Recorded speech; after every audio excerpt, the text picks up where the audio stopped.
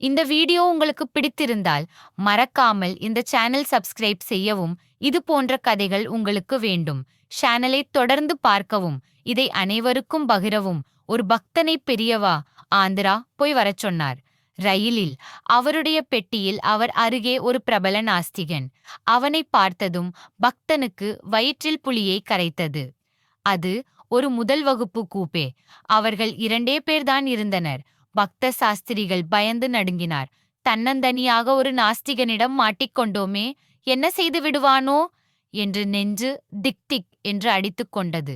Ticket சரிபார்ப்பவர் வந்தால் இருப்பிடத்தை மாற்றிக்கொண்டு விடலாமே என்று வழி பார்த்திருந்தார். இரவு ஆனதும் தூங்க முடியாமல் தவித்தார்.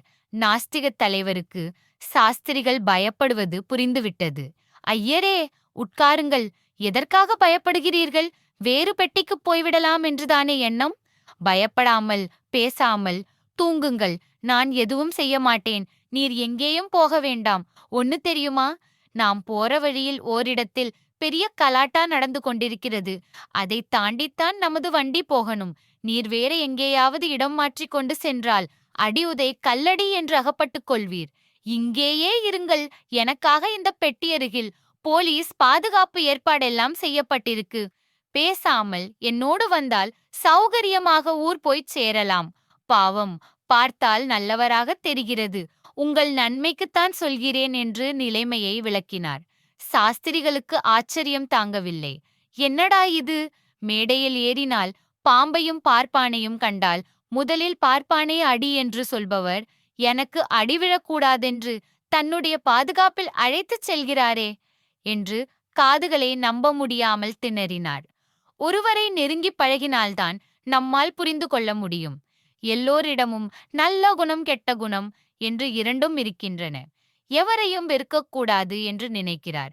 அதற்கு மேல் அதிசயம் என்னவென்றால், நாஸ்திகர் பெரியவாளை மிகவும் போற்றிய வண்ணம் பேசிக்கொண்டே வந்ததுதான்.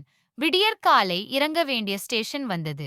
நாஸ்திகர் சாஸ்திரிகளை எழுப்பி அவர் பெட்டியை இறக்கி கீழே வைப்பதிலும் உதவி செய்து, பெரியவாளுக்கு என் நமஸ்காரத்தை சொல்லுங்கள் என்று இரு கை கூப்பி வழி அனுப்பி வைத்தார். இதுதான் பெரியவா மகிமை. அவரும் எல்லாரிடமும் ஒரே விதமான பிரியத்துடன் தானே இருந்தார். ஹர ஹர சங்கர, ஜெய ஜெயசங்கர.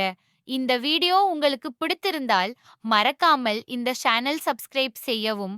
இது போன்ற கதைகள் உங்களுக்கு வேண்டும். சேனலை தொடர்ந்து பார்க்கவும். இதை அனைவருக்கும் பகிரவும்.